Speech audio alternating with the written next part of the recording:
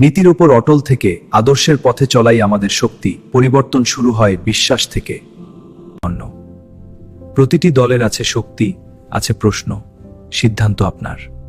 আপনার এক মুহূর্ত, দেশের আগামী 5 বছর। এটি আপনার সিদ্ধান্ত, এটি আমাদের দেশের গতি। নির্বাচন শুধু ভোট নয়, এটি আমাদের স্বপ্নের প্রতিফলন। দেশ বদলায় যখন মানুষ সিদ্ধান্ত নেয়। নির্বাচন মানে গণতন্ত্র, মানে দল প্রত্যেক বার্যদ্রকেশালী করে। নির্বাচন মানে ক্ষমতা নয়, নির্বাচন মানে দায়িত্ব।